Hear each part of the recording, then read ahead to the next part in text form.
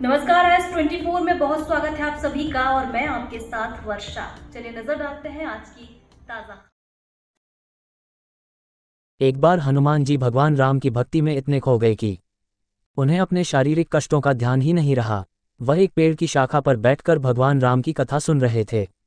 उसी समय एक वृद्ध ऋषि वहां आए और उन्होंने हनुमान जी से कहा, बेटा, तुम इतनी देर से बैठे हुए हो, तुम्हारे शरीर में दर्द तो नहीं हो रहा है? हनुमान जी ने उत्तर दिया, ऋषिवट, भगवान राम की भक्ति में मुझे कोई दर्द महसूस नहीं होता है। मेरी आत्मा प्रसन्न है और मेरा शरीर स्वस्थ है। ऋषि ने हनुमान जी की भक्ति और समर्पण को देखकर कहा, हनुमान जी, आपकी भक्ति और विश्वास से ही आप इतने शक्तिशाली और प्रसन्न हैं। आपकी कहानी हमें सिखाती है कि सच्ची भक्ति और समर्पण से हम अपने जीवन को सफल बना सकते हैं। इस कहानी से हमें ये सीखने को मिलता है कि सच्ची भक्ति और समर्पण से हम अपने जीवन को सफल और प्रसन्न बना सकते हैं। हनुमान जी की भक्ति और विश्वास हमें प्रेरित करते हैं कि हम अपने जीवन में भगवान की भक्ति और सेवा को प्राथमिकता दें। हनुमान जयंती के अवसर पर आइए हम हनुमान जी की भक्ति और विश्वास को अपने जीवन में अपनाने का संकल्प लें और उनके दिखाए मार्ग पर चलने का प्रयास करें। आइए इस अवसर पर सूर्यमुखी हनुमान मंदिर में प्रसाद वितरण का कार्यक्रम रखा गया और बाबूलाल बंजारा के द्वारा हनुमान जी की यात्रा भी मंदिर प्रांगण में पहुंची। देखते हैं मंदिर समिति के अध्यक्ष और पुजारी जी को क्या कहा इस अवसर पर उन्होंने। देखिए भोपाल से SK मालवीय की खास रिपोर्ट। बड़ा भव्य कार्यक्रम का आयोजन किया आपने।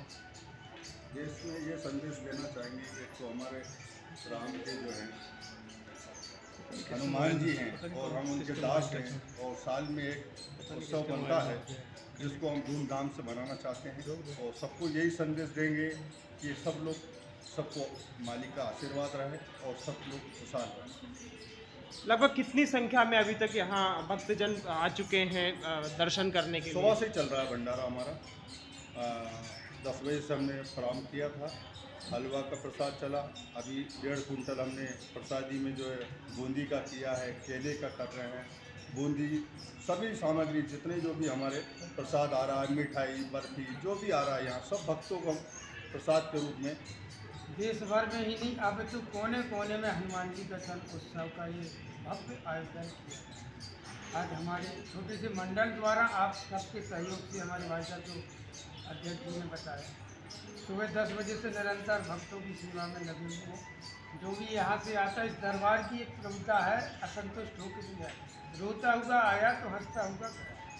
तो हनुमान जी महाराज तो वैसे भी बल बुद्धि विवेक के अगण्य और बड़ी ही ज्ञाता और बुद्धिमान विवेकी देवताओं में श्रेष्ठ माने।